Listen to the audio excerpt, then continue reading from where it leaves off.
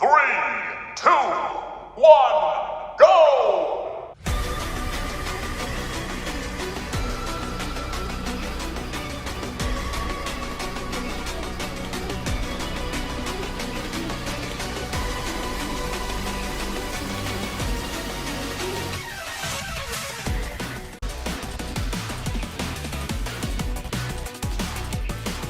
Зельда в 2D и Зельда в 3D. Вот примерно какие у нас сегодня игры. 2D Зельда у нас, очевидно, Eastward. Прекрасная на вид приключенческая игра про мужичка-копателя по имени Джон и маленькую девочку Сэм, которая обладает сверхъестественными силами. Их история крутится вокруг выживания в жестоком мире, который то и дело на грани вымирания. Кена же повествует о ниоткуда взявшейся хранительнице духов, которая пытается совладать с тремя непокорными духами разрушенной деревни. И в этом деле ей помогают, разумеется, самые заметные персонажи игры – черные маленькие духи-тленушки. В более кратком видео поговорим за игру, которая из этих двух представляет собой менее комплексную по механикам.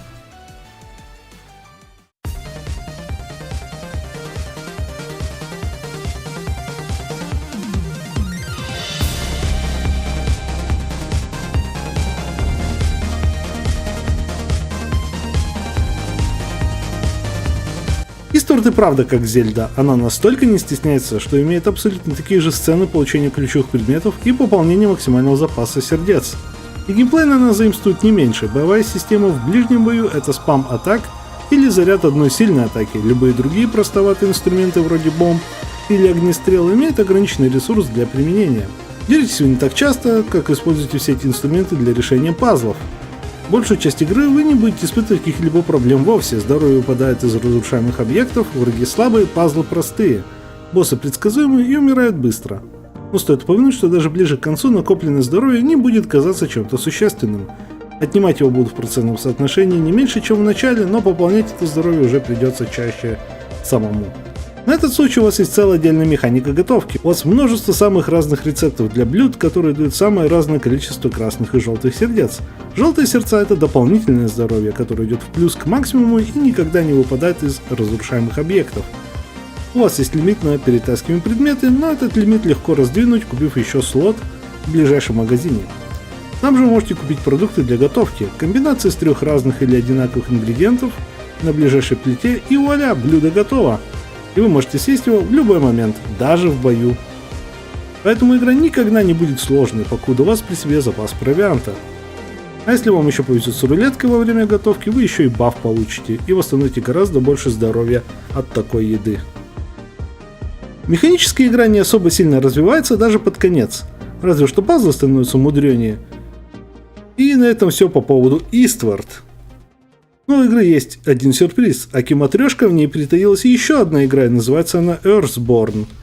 Вот уж где настоящий претендент на мужскую лицензию. JRPG-рогалик под старину, у вас есть 7 дней, чтобы стать как можно сильнее перед боем против короля демонов. Там вам даются рандомные билды каждый раз, и эта мини-игра проработана механически на порядок лучше самой Eastward. Строгие правила, свобода исследования, необходимость использовать каждый доступный момент с умом. И мало пройти один раз, у Earthborn даже есть своя сюжетная линия с продолжением, где условия то и дело меняются.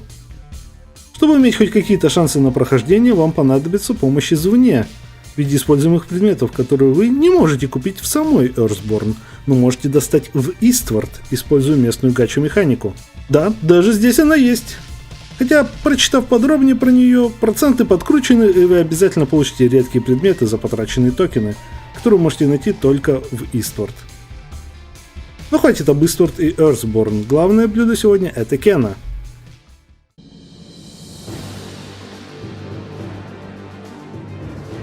Кена тоже не особо механически глубока, несмотря на то, что издалека может показаться, что Кена ударится в зону действия таких игр, как Pikmin, судя по наличию огромного количества маленьких подконтрольных существ. Но нет, эти маленькие ребятки больше для виду, и их количество говорит о том, как глубоко вы можете прокачаться. А так, Кена самая стандартная экшен-адвенчура, которую только можно встретить. Несколько легких атак и пара тяжелых, вот и все, что есть поначалу.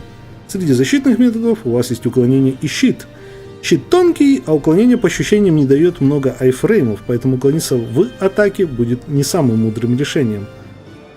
У вас есть двойной прыжок, и вы можете приказывать вашим маленьким друзьям перетаскивать самые разные вещи, поэтому очевидно вас ждут пазлы и минорный платформинг. Чаще всего они не сильно досаждают. У вас есть набор особых атак, и на каждую из них тратится определенное количество тленных действий. Чтобы получить тленное действие, достаточно убить врага с пометкой наличия тленной энергии и потом поглотить ее быстрым нажатием на кнопку щита. Сами удары по врагам и получение урона тоже прибавляют к шкале тленных действий. Поначалу у вас только одно тленное действие – приказать вашим тленушкам напасть на врага. Враг получит урон, и определенное время будет занят тем, чтобы убрать от себя ваших друзей. Враги все еще могут ударить вас во время этого, но чаще всего у вас будет достаточно времени, чтобы зарядить по этим врагам несколько атак, пока те облеплены тленушками. Одно тленное действие также можно потратить на исцеление в бою. Для этого вам надо найти синее растение и направить туда тленушек. Их довольно мало и в среднем не больше 2 за бой, поэтому имейте в виду. Настало время продвинуться дальше.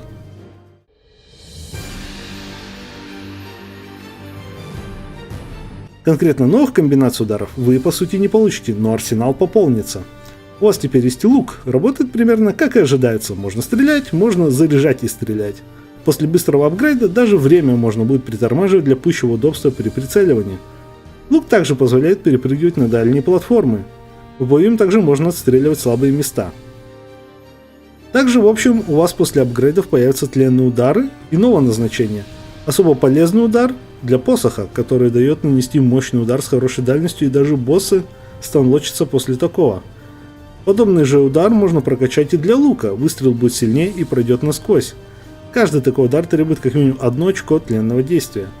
Поэтому в бою вам придется часто выбирать, удариться дальше в атаку или похилиться. Апгрейды также дадут вам делать парирование с контратакой. Сама по себе контратака не наносит сильно много урона, и тайминг довольно рисковый. Но дальнейший апгрейд сделает парирование очень полезным. Удачное парирование будет вырабатывать сходу одно тленное действие, от чего можно сразу перейти в нападение по полной. Что же все-таки в игре самое сложное? Ответ прост. Боссы. Большинство из них бьют довольно больно и могут ушлепать за несколько ударов. Щит даже после прокачки не особо прочный, и уклонение порой не работает так, как вы привыкли из других игр. Игра достаточно лояльно подсказывает, какой удар для вас станет финальным. Здоровье Кены очень мизерное, но ни одна атака в игре не сможет убить вас мгновенно, пока не останется минимальное здоровье. Это такое предохранение от ваншота. Только когда здоровье мигает красным, любой удар станет последним. До этого вы можете вынести любую боль. В игре можно также найти места медитирования, чтобы повысить максимальный хп, поэтому не поскупитесь на время для поиска подобных мест. У обычных врагов тоже есть свои особенности, но не босс-юниты обычно не могут предоставить такой же конкуренции, а вот если босс-юниты орудуют на пару с обычными врагами, вот тогда начинается боль. Опять же, враги вне камеры ведут себя менее агрессивно, как заведено, но предлагаю не испытывать их терпение слишком уж долго. Самым тяжелым испытанием стал момент, когда у вас отнимают тленные действия и возможность хилиться, но при этом напускают 3 волны врагов, в одной из которых есть как раз босс-юнит, самый настоящий измор. В итоге Кена вырисовывается довольно сложной игрой. Да, эксплоринг помогает найти апгрейды и прочее, но из-за особенностей игры половина наград за эксплоринг — это вонючие шляпки для тленушек или ресурсы для покупки этих шляпок. Игрока же больше интересует, разумеется, ресурс для апгрейдов, места медитации и сами тленушки. Переходя к доске сложности, хочется с приятным удивлением признать, что на средней сложности и выше Кена дает хороший челлендж, и ее вполне можно записать в Dark Souls Tier. Вам понадобится научиться правильно блочить, уклоняться и парировать, в то время как тупо протанчить врагов не выйдет. Eastward же не уходит дальше тира Modern. Да, вас будут сильно бить, но из-за наличия практически безграничного запаса хилов и здоровья вы сможете выстоять практически в любом бою, и протанчить как раз таки атаки выйдет с легкостью. А теперь мини-отдел лицензии. Краткое мнение. По поводу Eastward я надеялся, это будет прорывной 2D Зельды, как в свое время был Crosscode. Но, к сожалению, геймплейно она намного хуже почти любой 2D Зельды. Многие проблемы недавно поправили. Например, на релизе вернуться в ранее пройденные локации было нельзя. И это, в игре, где главный момент — это эксплоринг этих самых локаций. Помимо этого еще и исправили тот факт, что в Earthborn нельзя было играть отдельно. Теперь это можно сделать прямо из меню. Поэтому теперь Eastward довольно пристойная игра в целом, но геймплей центральной игры и сюжет оставляют желать лучшего.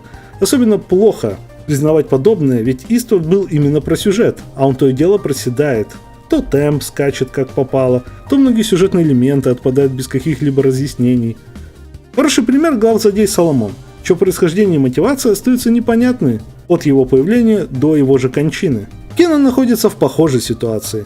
Геймплейно она дает чуть больше, но все равно не срывает никаких звезд. Очень сильное чувство вторичности.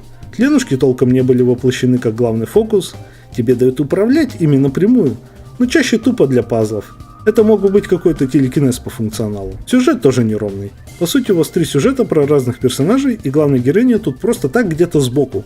У нее есть собственная сюжетная арка, но она остается нераскрытой. Все, что вы получаете, это «О, у нее там что-то с рукой в первой же катсцене, и ждать, когда это раскроется». Никогда, лузер, жди следующей части. У Истворд хотя бы хватило совести сделать историю без бейтов на сиквел. Тут же толком ничего интересного не рассказывают. А когда есть что-то интересное, ради этого надо ждать фантомного сиквела, который еще не факт, что появится на свет.